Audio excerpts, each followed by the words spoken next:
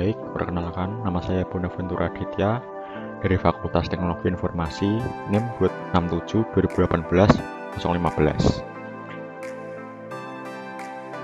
Sebelum kita membahas tentang cara menanggulangi, mari kita bahas tentang ancaman yang ada.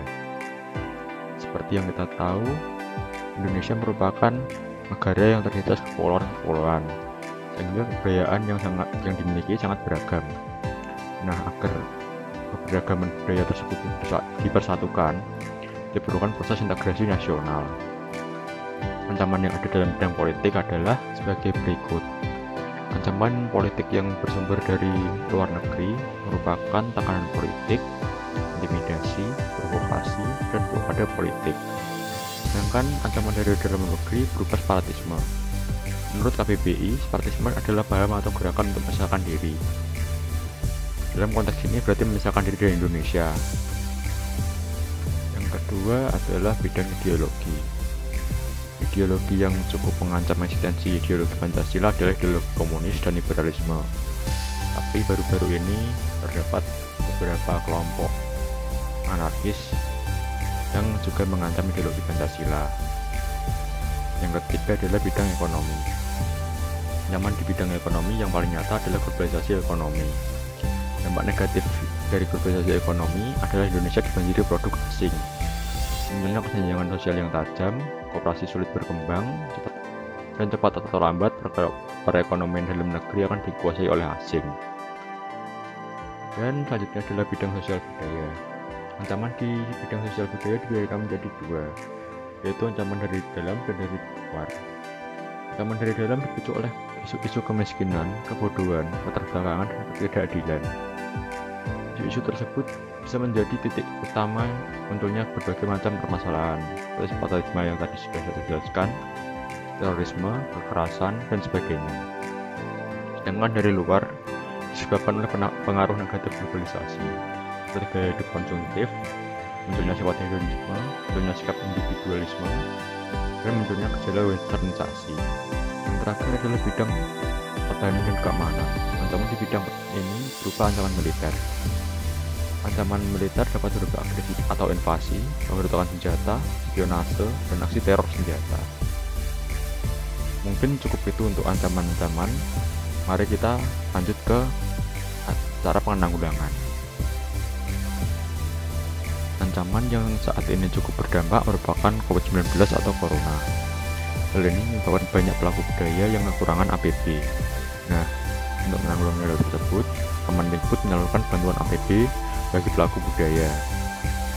Hambatan yang dijumpai merupakan data karya dan calon penerima belum lengkap, sehingga Kemendikbud membuat formulir yang dapat diakses oleh pelaku budaya untuk melengkapi data-datanya.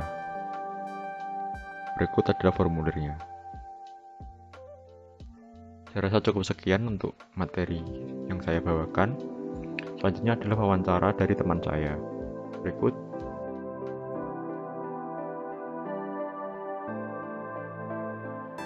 Perkenalkan, nama saya Kevin Andreas dari Fakultas Teknologi Informasi. Di sini saya akan melakukan wawancara dengan mengangkat topik mengenai budaya tradisional di Indonesia. Di sini saya sudah bersama teman saya, Yonatan Aditya Wijaya. Dir. Ya, Dir. Langsung ke pertanyaan pertama ya, Dir. Ya, Vin. Apa sih definisi budaya menurut kamu? Kalau menurut saya, definisi budaya itu merupakan suatu tindakan atau sebuah sistem sosial yang terjadi dalam masyarakat itu.